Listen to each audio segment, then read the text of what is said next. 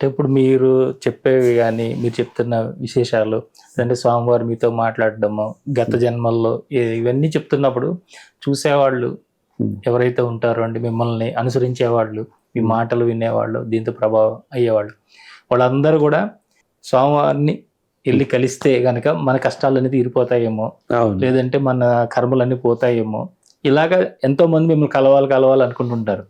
అంటే నిజంగానే ఇక్కడికి వచ్చి మిమ్మల్ని కలిసినంత మాత్రానే వారి కర్మలు తీరిపోయి వాళ్ళ కష్టాలు తీరిపోతాయి గురుగారు? అలా కాదమ్మా. అదేంటంటే మనకి ఎప్పుడు కూడా ఏమంటే మనకి భగవంతుడు అనేవాడు ఎక్కడో ఉంటాడు కాబట్టి మనిషి రూపంలో మనకి ఎవరైనా సహాయం చేస్తే మనం భగవంతుడిగా భావిస్తాం కదా. ఏ సహాయం చేసిన వాళ్ళైనా భావిస్తాం. మనకు సహాయం చేస్తే ఆయన భగవంతుల్లా వచ్చాడు ఇదే మాట్లాడటం కదా, మనం భగవంతుల్లా వచ్చాడు అని అనుకుంటాం. ఇప్పుడు మనం ఏమవుతుంది, ఈ వతకల్పం పుస్తకం ఉంది, దానివల్ల వాళ్ళకి ఏదైనా మంచి జరిగింది అనుకో వెంటనే వాళ్ళకి ఎంతో ఆనందపడిపోతూ వచ్చి మన ఒక్కసారి చూడాలి మన దగ్గర కూర్చున్న వాళ్ళు. కొంతమంది ఏంటంటే ఒకసారి వచ్చి వెళ్ళిన వాళ్ళ అనుభవాలు వాళ్ళు చెప్తాం. దానివల్ల ఒకటి ఏంటంటే నాకు అది చివరికి ఏంటంటే ఒక వ్యక్తి ఆరాధన లాగా వెళ్ళిపోకూడదు. అది చాలా అస్సలు వెళ్ళకూడదు.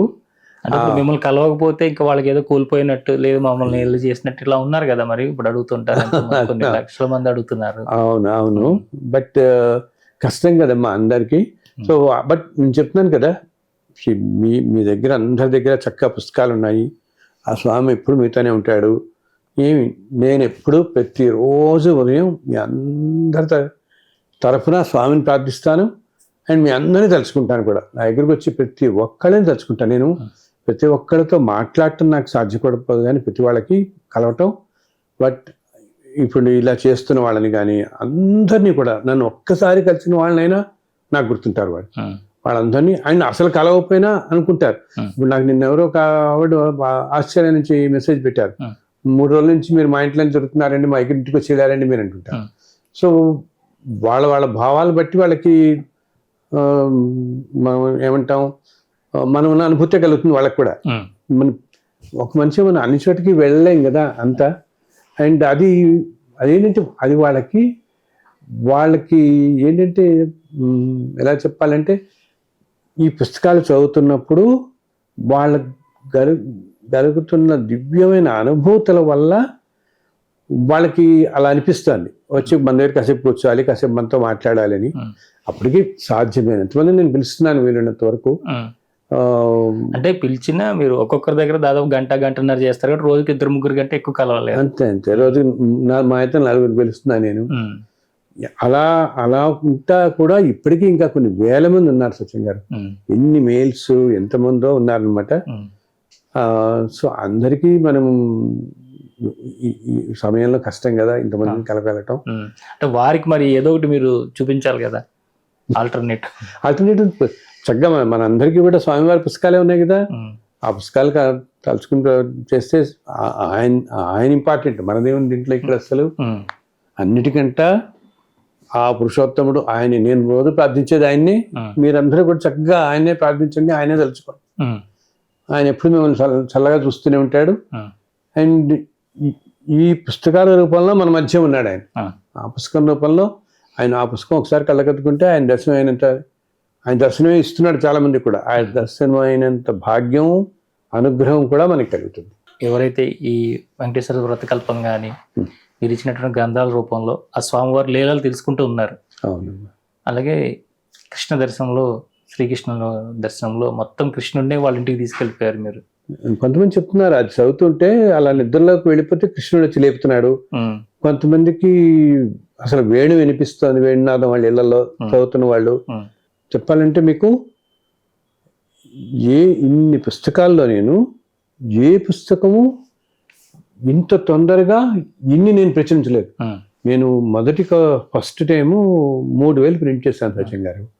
3000 ఇంకా ఏంటి, నా దగ్గర మా మేనమావలు వాళ్ళు, మన బంధువులు, ఇలాగ మీలాగా ఆప్తులుగా కావాల్సిన వాళ్ళందరికీ వెళ్లకుండానే 20 రోజుల్లో 3000 అయిపోయాయి. నేనేం చేస్తాను, నేను ఒకటి అనుకున్నాను అనమాట, 2వ భాగం కూడా తీసుకొచ్చి మొత్తం మనకి ఒక భాగవతం లాగా ఆ ఫీల్ రావాలి.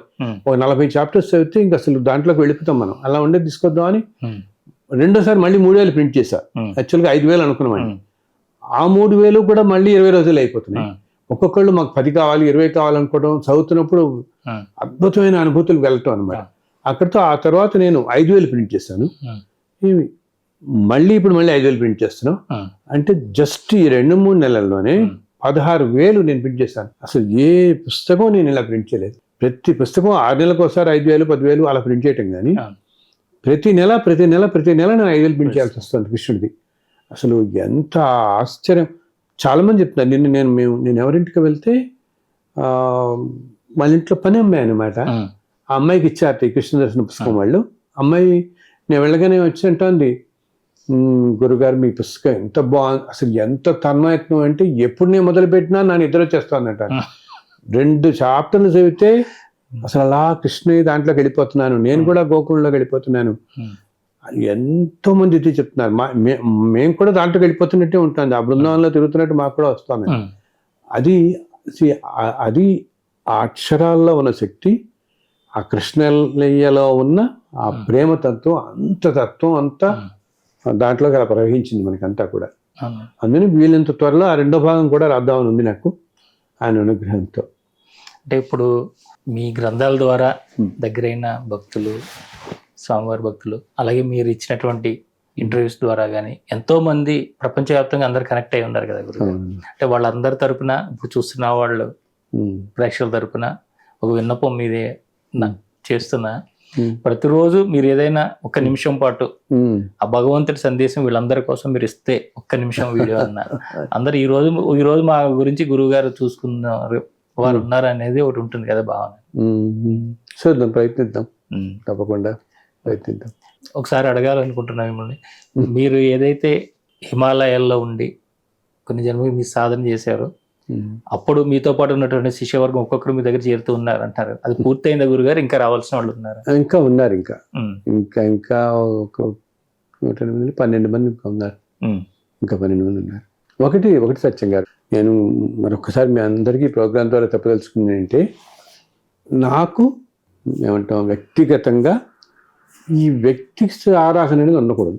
ఓకే, ఇప్పుడు ఈ పుస్తకాలు వచ్చాయి, ఈ రచనలు వచ్చాయి, ఇవన్నీ వచ్చాయంటే ఒక వెంకటేశ్వర కల్పం అనుకుందాం, లేకపోతే వెంకటేశ్వర దర్శనం, భజ శ్రీనివాసం, కృష్ణుడివి, ఈ లీలలన్నీ లోకానికి రావడానికి నిర్దేశం అయి ఉందంతే.